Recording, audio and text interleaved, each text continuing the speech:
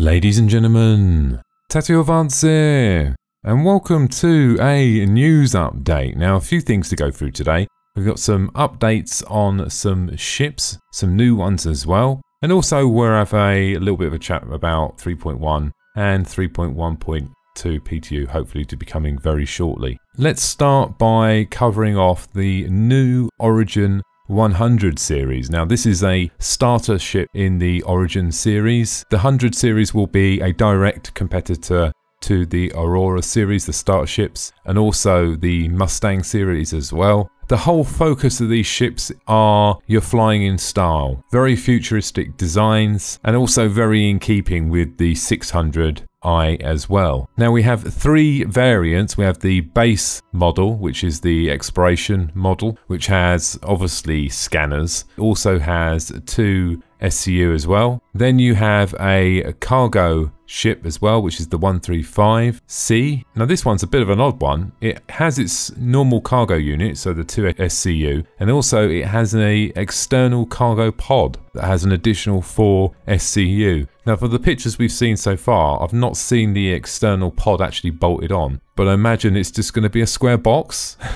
We'll have to wait and see what that looks like. I should imagine it's probably just going to be some sort of little box that goes on the bottom maybe. We'll have to wait to see some more pictures on how that's going to work. Now, the final one is the combat ship. This is the 125A. This still has cargo units as well. It has two. This one will just have a better missile loadout and slightly better weapons. If you're going to go for a proper fighter, clearly go for a slightly bigger ship. This is just the starter one to get you into the game. Now, one of the really cool things about this ship, it has quantum and jump capability, and also it's got a fuel intake scoop that can intake gases that it can use for its own consumption, which is pretty cool. So you're going to be able to go really, really far into deep space in these little ships, not unlike some of the other ones, fair to say. Now, RSI are advertising this as a starter ship, but I think it's going to be a really cool ship to have as a subsidiary on a bigger ship you've already got. If you've got a bigger ship, what are you going to buy? The Aurora or the 100 series? Now, if they've both got the same cargo, I'm probably going to go with the 100 series. So I've got no doubt that a lot of us out there, even myself, will be buying a 100 series, and I'll be using that on one of my bigger ships as a little transportation ship. I'd rather have that than Aurora, even though I still have an Aurora as well. The other thing to take into consideration with this ship, which RSI did not go into in any detail, but it is quite clear that this is going to be the case. They have said in the past that the Aurora, in not so many words, is going to be a flying brick. When you come into atmosphere, it is not aerodynamic at all. Clearly, it's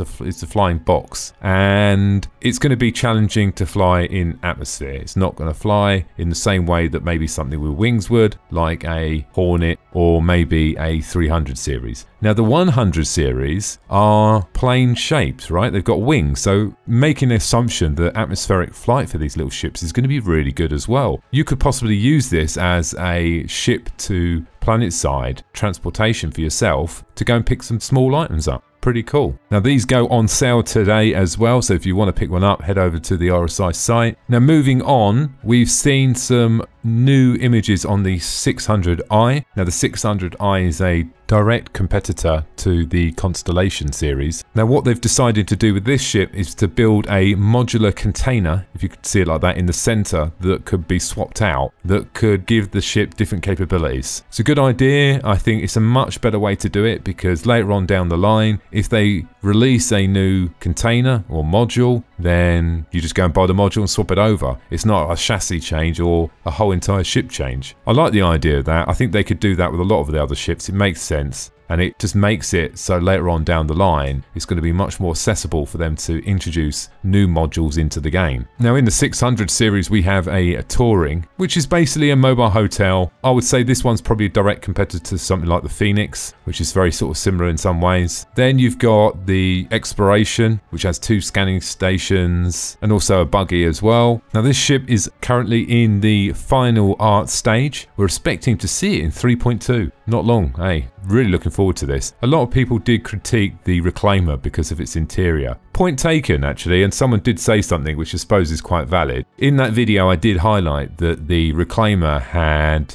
a quite industrial interior, right? It looked all dirty and all this sort of stuff. And someone did say in the comments, well, surely if you've just bought the ship new, it wouldn't be like that when it's just been supplied. Fair comment, I agree actually. When I thought about it a little bit more, really you should be buying a ship brand new and then it should age to that after a period of time. But I know that there's a lot of people out there that might suffer with self-diagnosed OCD and probably couldn't deal with the dirt everywhere. Probably like me, to be honest. That's why I do like the look at the 600 series, because I do like the clean and minimalistic interiors that they've got. I also think that they look really modern and futuristic. A lot of the ships that we have at the moment are industrial or military styles, and I'm looking forward to seeing some ships that bring in a slightly different design style, more on the lines of, you know, the touring and luxury sort of ships, still having the capability of the other ships as well. It's just from a design point of view. One thing they have adjusted on the 600 series as well, they did remove the two big bars left and right, so now it's actually turned it into probably one of the best ships for visibility. I'm going to say, clearly I'm going to say this because I own one, second to the Carrack clearly. The Carrack seat actually projects forward, so you're actually, I would say you've got 360 degrees of glass, but it does look pretty cool. Like most of these things, we're going to have to see some more in-game footage of the Carrack and that seat and how it all works later on down the line, so we can actually compare that to the 600 series. Next up, the Hammerhead is making good progress. We saw a video on that a couple of weeks ago as well. That's making really, really good progress. Quite surprising how quickly they've got this one up and running. Quite a big ship. They seem to be ploughing through it. We also had a update on the Avenger Rework as well. We know we've all been waiting for that one as well. Looks pretty cool. I really like what they've done with the textures on the ship as well. They did some research into spacecraft and the materials that are used on the spacecraft, and they've implemented these onto the Avenger. That adds a really cool effect underneath and also on top as well. Now, as the majority of you are aware, 3.1.1 is live, been live for a while now. We did have a patch that got rolled back and some other little issues as well. Seeing slightly better performance increases. I'm going to be doing my performance test very similar to the one I did in the previous patch. They are working on a patch at the moment, which is 3.1.2. It's on D version on the PTU. Expecting it to go live in the next couple of days. That's what, I mean, the PTU that was there and active for me to download has been deactivated now. So I don't know if that means that they finalized D as the one that is going to be going live. So hopefully 3.1.2 will be going live soon. Has caused me a few challenges. There were some ship reviews that I would like to have done, and there are some challenges in the hangar at the moment. The ships are flying, and apparently they're under the floor as well. So hopefully this 3.1.2 resolves them issues, and also I've got some really cool ships to do some hangar tours on, and also some flight tests as well once these issues get fixed. So if you haven't tried Star Citizen out, might be worth trying it now. Also, there is a free flight at the moment where you could just jump into the PTU and spawn in a load of ships. So if you want to do that, go and check it out. It helps you out on your insurance claims a little bit. At least you can go and try out some other ships as well. So definitely go and do that. It also helps you out if you're thinking about buying one of these ships as well. Or maybe even if you think about getting one in game when the game goes live. So that's everything from me. I hope you enjoyed the video today. Thanks for listening. And don't forget to subscribe. Bye now.